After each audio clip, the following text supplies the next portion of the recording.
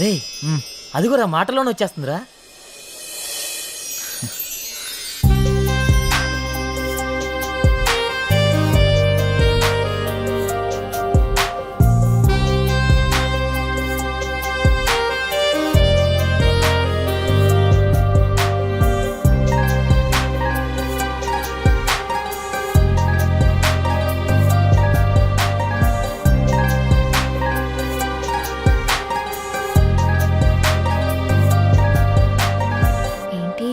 మింగేసేటట్టు అలా చూస్తున్నా.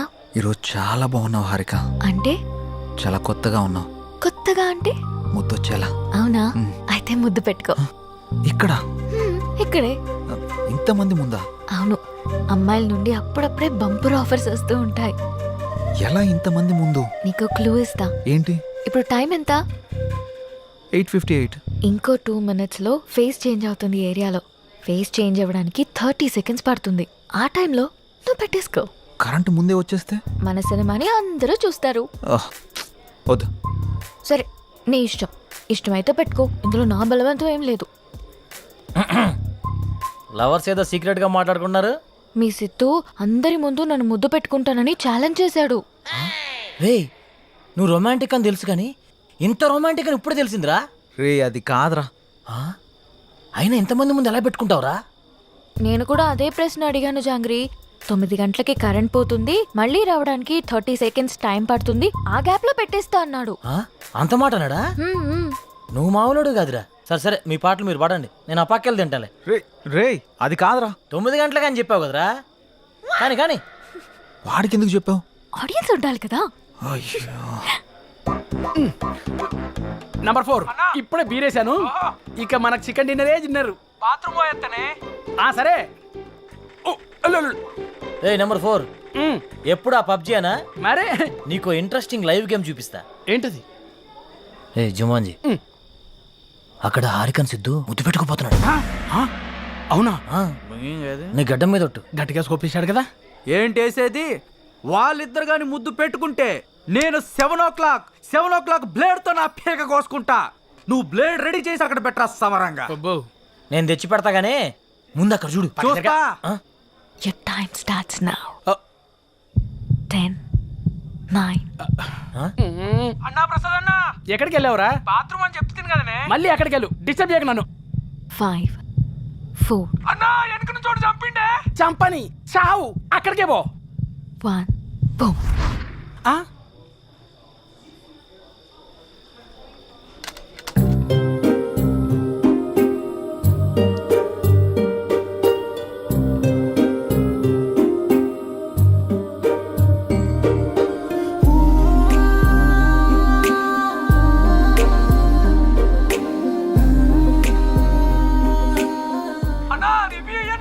ఇవ్వా వస్తుండే, మళ్ళీ చంపుతాడే. చచ్చిపో, పీడబోతుంది.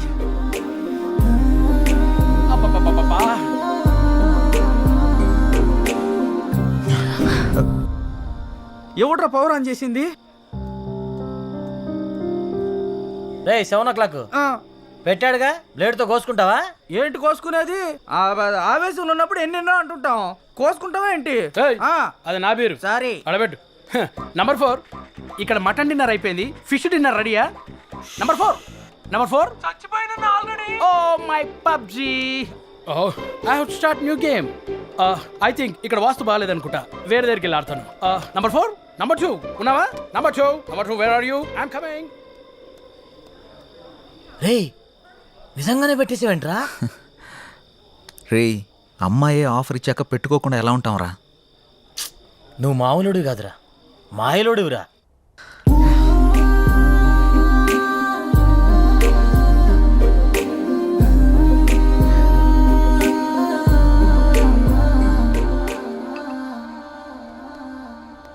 సురేంద్ర సార్, మన ఫస్ట్ లుక్ పోస్టర్ లాంచ్కి ఏర్పాట్లన్నీ పూర్తయినట్లేనా? అవుతున్నాయి సార్. శ్రేయాస్ మీడియా వాళ్ళు బాగా చేస్తున్నారు. వాళ్ళుండగా మనకి ఏ టెన్షన్ లేదు సార్.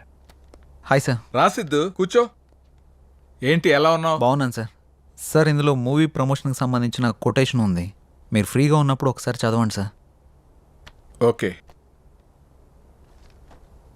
సిద్ధు, మొన్న నువ్వు ప్లాన్ చేసిన ఇంటర్వ్యూకి చాలా మంచి రెస్పాన్స్ వచ్చింది. చాలా మంది డిస్ట్రిబ్యూటర్స్ ఫోన్ చేసి మేం కొంటాం అని అడుగుతున్నారు. ఓ బట్ నేను అమ్మదలుచుకోలేదు, ఎందుకంటే సినిమా బాగా వచ్చింది కదా, ఫోన్ రిలీజ్ చేద్దాం అనుకుంటున్నాను.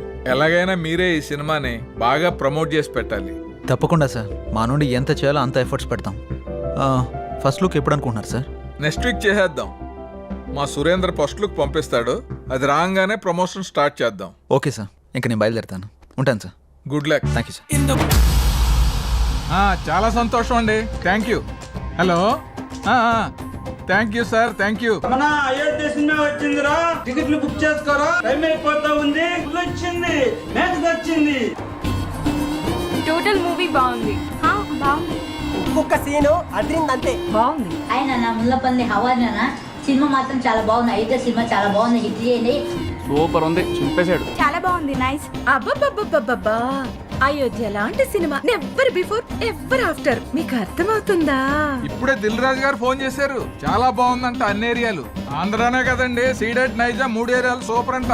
టోటల్ గా ఈ చిత్రం చాలా బాగుంది, అద్భుతాన్ని సంక్రాంతికి రిలీజ్ చేసినటువంటి సినిమాగా రిలీజ్ చెప్పుకోవచ్చు. అదే సినిమా అనుకోండి, చంపేసి సినిమా బొర్ర మీదకి ఆకర్షణలోకి ఎగిరిపోయి ఎంటోరని చెప్పలేము. నేనే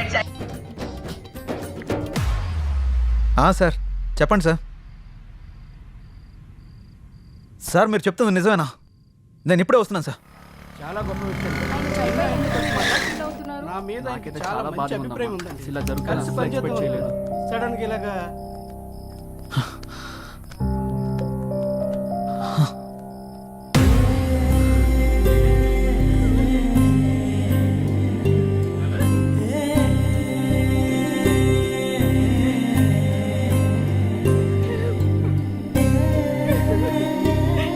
ఏం జరిగింది సార్? సూసైడ్ చేసుకున్నారు సిద్ధు. సూసైడా? ఎందుకు సార్? సినిమా రిలీజ్ అయిన రోజే హెచ్డి ప్రింట్ పైరసీ బయటకు వచ్చేసింది. ఇప్పటి వరకు కనీసం 50 లక్షల మంది డౌన్లోడ్ చేసుకుని ఉంటారు. ప్రింట్ బయటికి రావడంతో థియేటర్కి జనాలు రావడం మొత్తం తగ్గిపోయారు. రిలీజ్ అయిన 2వ రోజే మొత్తం కలెక్షన్స్ అన్ని పడిపోయాయి. పైగా అయోధ్య సినిమా కోసం ఆయన 200 కోట్లు అప్పు చేశారు సిద్ధు. అప్పుల వాళ్ళు ఫోన్ల పైన ఫోన్లు చేశారు. అప్పులు ఎలా తీర్చాలో తెలియక, సినిమా పరిస్థితి ఏంటో అర్థం కాక ఆయన సూసైడ్ చేసుకున్నారు.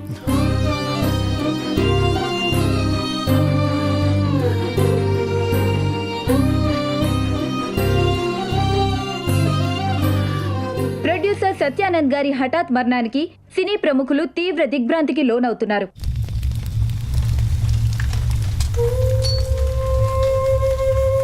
మనం పోయినా మన సినిమా ఎప్పుడు బ్రతికే ఉండాలి. నా ఊపిరి ఉన్నంత వరకు సినిమాలు తీస్తూనే ఉంటాను, సినిమాలు తీస్తూనే పోతాను. పదరా రేయ్, అందరూ వెళ్ళిపోయారా? పదరా. అంత మంచి మనిషి ఇంత సడన్గా చనిపోవడం ఏంట్రా? సినిమా మంచి హిట్ అయింది, అంతా బాగానే ఉంది అనుకునే టైంలో అసలు ఈ పైరసీ ఏంట్రా? అసలు ఆ సినిమా బయటికి రాకపోయింటే ఆయనకి డబ్బులు వచ్చేవి, ఆయన బతికేవాడు కదరా. అంతేరా, మార్నింగ్ రిలీజ్ అయిన సినిమాని మధ్యాహ్నం లోపల పైరసీ చేస్తున్నారా? ఈ ఒక్క సినిమానే కాదురా, ఇంతకు ముందు అత్తారింటికి దారి, గీతా గోవిందం, టాక్సీ వాలా, ఇలా ఒకటేంటి రిలీజ్ అయిన ప్రతి సినిమాని పైరసీ చేస్తున్నారు. చెప్తాను. చూసేవాళ్ళు చేసేవాళ్ళు అందరూ బాగానే ఉన్నారు, కానీ తీసేవాళ్ళు ఇలా అయిపోతున్నారు. ఇన్ని రోజులు నాకు ఏదో చేయాలన్న వెళుతుండేది, కానీ ఇప్పుడు నాకేం చేయాలో క్లారిటీ వచ్చింది. దీని వెనకాల ఉన్న ఏ ఒక్క నా కొడుకుని వదిలిపెట్టేదే లేదు.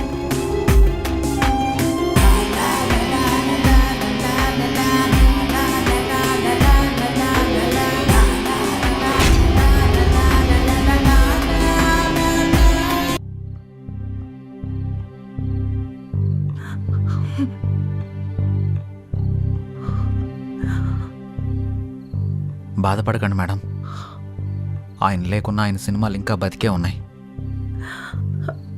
మా ఆయన చిన్నప్పటి నుండి నాకు బాగా తెలుసు. 10 ఏళ్ల వయసున్నప్పుడు సినిమా మీద అభిమానంతో థియేటర్లో సినిమా టికెట్లు ఇచ్చే పని చేసేవారు. ప్రతిరోజు సినిమా చూడొచ్చు అని. ఆయన తీసిన మొదటి సినిమా ఫ్లాప్ అయ్యాక మనకి సినిమాలు కలిసి రావు అని నేనెంత చెప్పినా వినకుండా ఉన్నదంతా అమ్మేసి 2వ సినిమా తీసి సక్సెస్ అయ్యారు. 350 కోట్లతో సినిమా తీస్తాను అన్నప్పుడు ఎందుకండి రిస్క్ అని అడిగాను. కథ నచ్చింది, ఖచ్చితంగా ఆడొద్దని అప్పు చేసి మరీ తీశారు.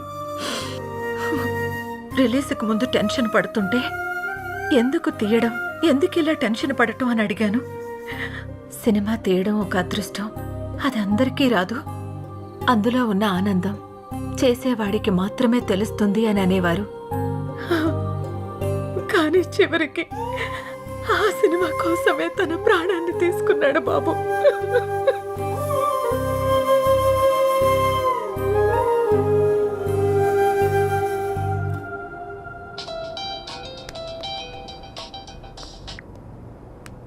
హలో చెప్పరా. ఆ సైబర్ టీం వాళ్ళ కాంటాక్ట్ దొరికింది. వాళ్ళకి కాల్ చేశాను, రేపు మార్నింగ్ అపాయింట్మెంట్ ఇచ్చారు. సరే రేపు వెళ్ళి కలుద్దాం.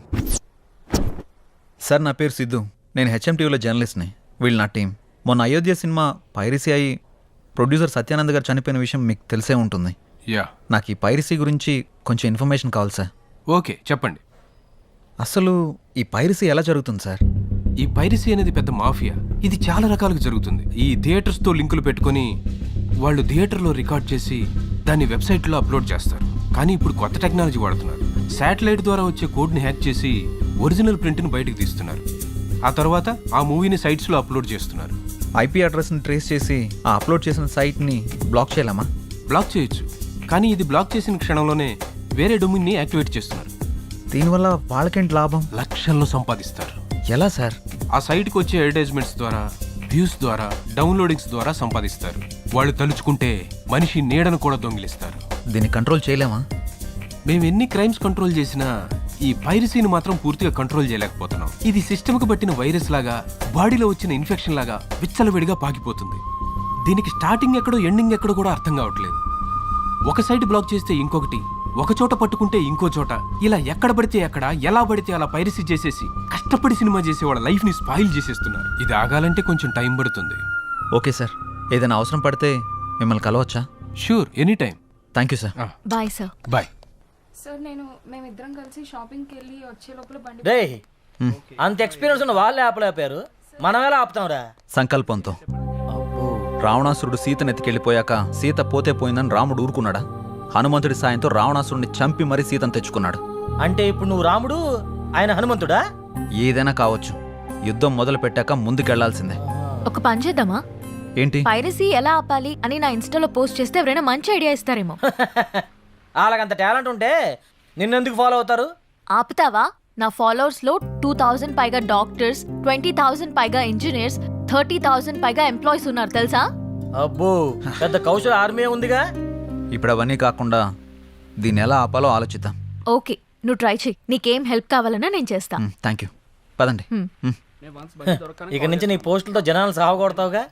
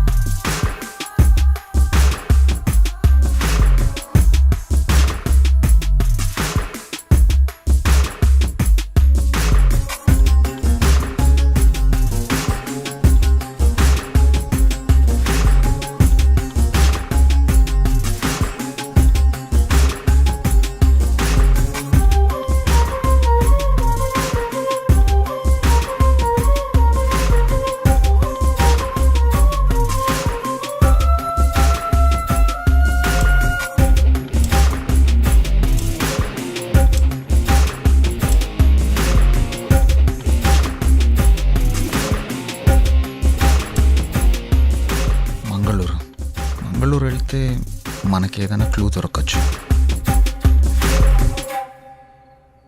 ఎవరో చెప్పుకో. సృజన, తిన్నావారా? ఎవరా సృజన? ఉందిలే. నిన్ను ఎవరు లేరు, నేను ఊరికనే అన్నాను.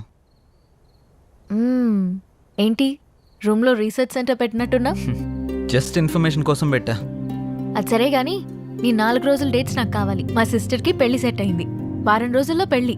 మన వాళ్ళందరికీ చెప్పాను, అందరూ వస్తున్నారు. నువ్వు కూడా రావాలి. దొరసాని ఆర్డర్ వేశాక దొరగారు రాకుండా ఎలా ఉంటారు? ఇంతకీ మీ ఊరు పేరేంటి? మంగళూరు పక్కన విలేజ్. మంగళూరా? ఏంటి అంత షాక్ అవుతున్నావు? సృజన అక్కడ ఉంటుందా ఏంటి? చిచి అలాంటిదేం లేదు. ఎప్పుడు బయలుదేరదాం? ఎల్లుండి. సరే వెళ్దాం. ఏంటి లైట్ ఆఫ్ చేసా? నీకు తెలీదా? నువ్వు రోజు రోజుకి రొమాంటిక్ అయిపోతున్నా.